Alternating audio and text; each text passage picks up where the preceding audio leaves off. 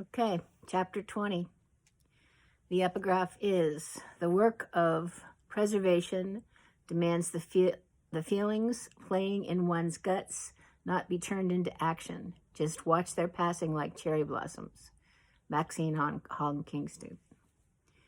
I analyzed what Baba had said. Was he trying to say he was angry because I didn't express all of who I was, and I acted small because I was afraid of people, and would be afraid of me if I were a big personality?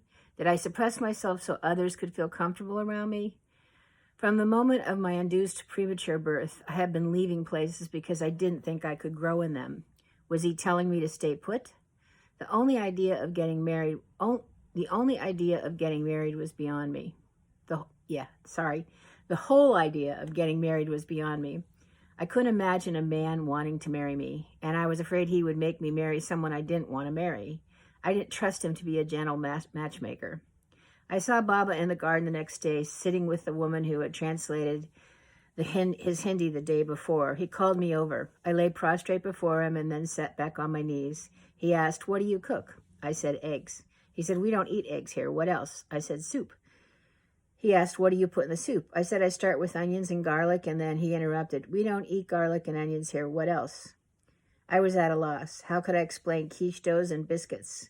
Suddenly he said, "Nothing special." He was right. Nothing I did was special. I wasn't really a very good cook. I looked up at him. He said, "Only you are special."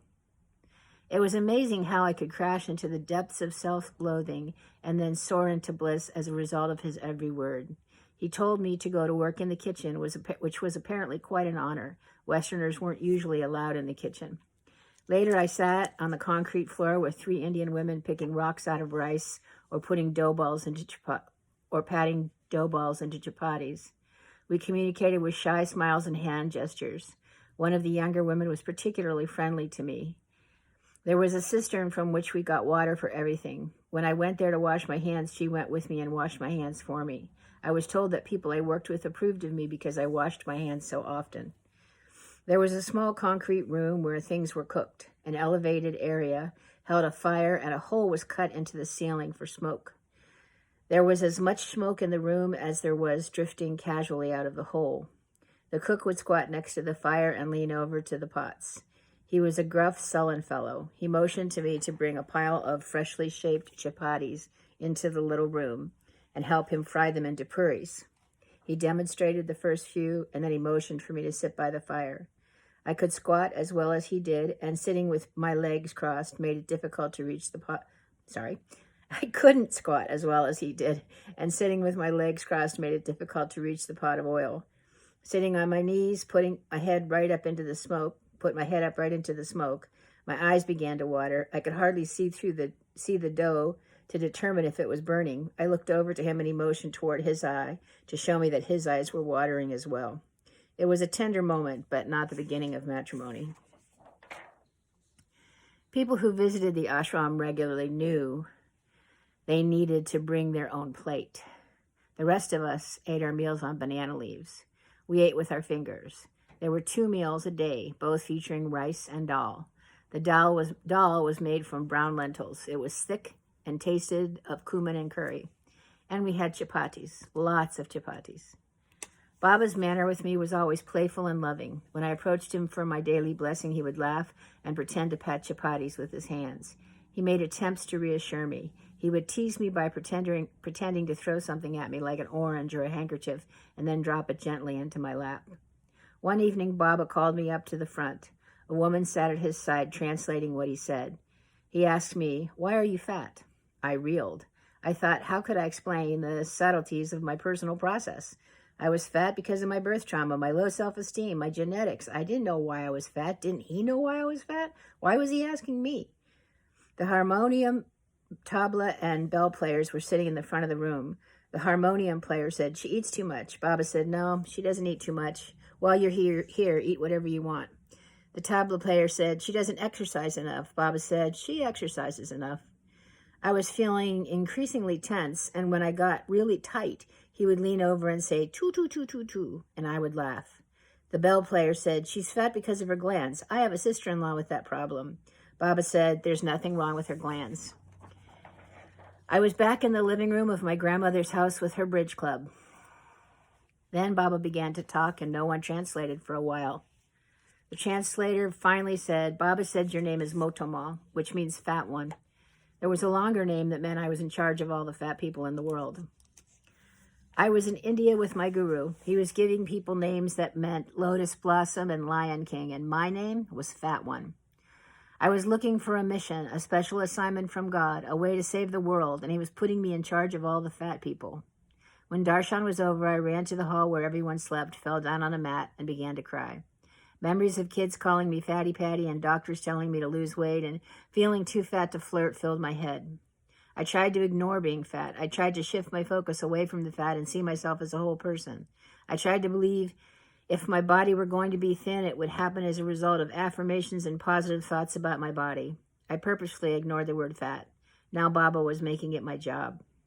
The Indian women all came running to me saying, Baba loves you, Baba loves you. I kept crying. Jeannie curled up behind me, stroking my hair, reminding me to breathe. She said, maybe this is Baba's way of helping you to release the pain of growing up fat. Maybe.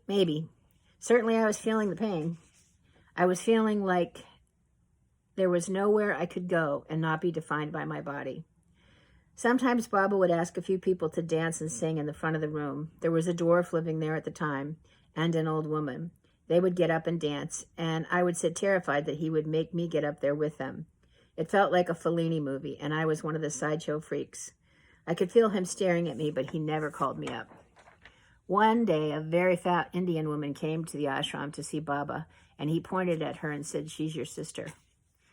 I knew being with Baba was supposed to be confrontational. If you were ignoring things about yourself, he would find a way to make you look at them. I just never thought it would turn out that I had to confront being fat as a central issue in an ashram.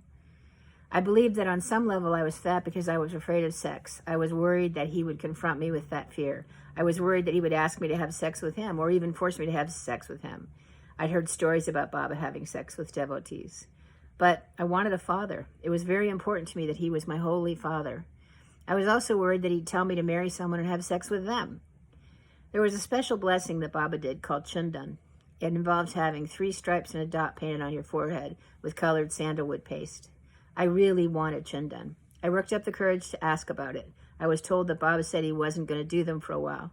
I must have looked forlorn. The next time I saw Baba, he smiled and told me to come for Chundan the next morning. I had to wake up at 4 a.m. to bathe in the cold river and be in his room for the blessing. I was worried about being in his room, but I wanted Chundan. When I arrived, Leonard was there. I wasn't sure if he was getting a special Chundan, but I was happy to see him. Baba laughed while he painted my face. Playfully, he added little dots on my ears. Then we all sang Om Namah Shivaya while Baba threw rice and ghee into the fire. The sun was just beginning to shine above Mount Kailash. I think it's Kailash. Anyway, I sat there with Leonard, my teacher, and Baba, my guru, my 2 spiritual fathers, breathing in the smoke and incense, singing Om Namah Shivaya, and feeling the sandalwood paste dry on my forehead and earlobes. Instead of the stripes, Baba had painted a V down my nose. A woman in the ashram told me that that the stripes were for Shiva and the V was for Vishnu. Shiva is the destroyer and Vishnu is the preserver. Leonard speculated that Baba wanted me to preserve everyone with my chocolate chip cookies. Leonard was going on a trip through the area around the ashram. I left to go with him. A small group of us traveled by car. We were stopping in a small village when a boy ran up with a bucket of water. I had been there drinking water from the river in Harakan, and I believed that I was somehow protected by Baba's love. I took a drink. Within a few hours, I was doubled up with intestinal cramps. I had to stay in a hotel in the bathroom while the rest of the group went to visit devotees. There was lots of superstitions in the ashram. Women couldn't be near Baba if they had their period. My period began the day we left for the trip and was over by the time we returned. This was convenient since it meant I didn't have to avoid Baba at the ashram, but combined with this intestinal illness, it made me feel terrible. We went to the home of a devotee, Tar Devi, in a beautiful forest. Tar Devi was an American who lived in India and had been a devotee of Baba's for a long time. It was relaxing to be there. When we were in the car driving back to the ashram, Jeannie told us about her experience of rebirthing Tar Devi. At the end, she suddenly began to tell Jeannie that if your guru wants you to have sex with him and you don't want to have sex with him, you touch his feet. This communicated to him that you wanted him to be your father. It seemed like an odd, out of context thing for her to suddenly be talking about at the end of a rebirthing session. I believed that Baba had sent that message directly to me. He was telling me not to worry about being forced to have a relationship I did not want. I was exhausted as we began the day-long hike back through the riverbed. I had been ill and was dehydrated. There were times I thought I might not make it back to the ashram. When we arrived, I drank voraciously from the part of the river where we got our drinking water. I drank too much, too fast, and I projectile vomited. I stumbled into darshan completely drained. In the few days in which we had been gone, my body had been emptied. Baba smiled at me. Suddenly I felt pure. Most of the American devotees were leaving to go home. Baba made a big show of asking Leonard if I could stay for 3 months. Leonard said he thought it was a very good idea. This was the downside of having two fathers. They were deciding my fate without asking me. I was so afraid to be there in the wild mountains of India. I didn't have much money. I wanted to trust Baba, but I wanted to go home.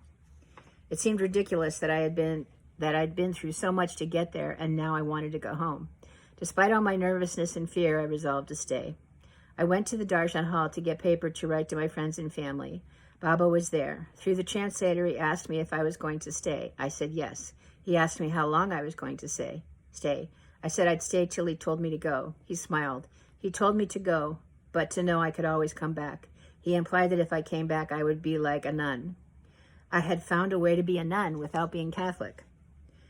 The last evening in the ashram, he called me in front of the room. I thought maybe he was going to give me a special blessing. He smiled and said, "Go peel potatoes." The kitchen was making a late-night snack of potatoes for those of us who would be hiking away from the ashram the next day. I was being sent to help them. I had been there a little over a month. The next day, as I walked down the riverbed, I fell into step with different people. Each person had a different impression of who Baba was and what they should do with their lives. Some intended to build shrines and sing Om Namah Shivaya ritualistically every day. Others felt permission to cast off all restraint and live with abandon. I didn't know what I was going to do. I wondered if I should have stayed. I wondered if I should come back. I wondered if I was making a big mistake. The next day I was sitting on a curb in Delhi waiting for my friends. Having eaten rice and dal served on banana leaves for over a month, we sought out a Chinese restaurant for vegetable fried rice and egg rolls, which somehow still tasted Indian. A man with no legs came up to me. He had a crutch that he used for balance, but was propelled by his arms. His eyes were covered with a kind of cataract, and his skin seemed transparently thin and wounded. I know he was dressed to some extent in rags, but I can't remember them exactly. I was having too much trouble looking at him. He touched my feet to show respect, and then he held out his hand to me for money. My mind reeled with the impossible task of explaining to this man that although I might look like someone who would have money, I was not. Being with Baba had been an experience of bliss. Surely all was right with the world. But here was everything that was not right with the world. Here was age, illness, hunger, disability, and homelessness. And here was my inability to do anything about it. He continued to touch my feet and put up his hand as if he could not believe that I would deny him. Since I was sitting on a curb, I was fairly close to him, almost eye to eye. For a split second, I felt the urge to run back into the restaurant with my blissed-out friends and reaffirm our special relationship with the universe. But I couldn't. I couldn't quite look at him. I couldn't quite look away. My eyes blurred, and the awareness that he was so close and so real anchored me to that curb. My friends came up behind me, and then he left. They gathered me up back into the fold of agreement. Bole Baba Ki Jai. But I was shaken. I wanted to feel that I had accomplished something. I had done something that I thought I couldn't do.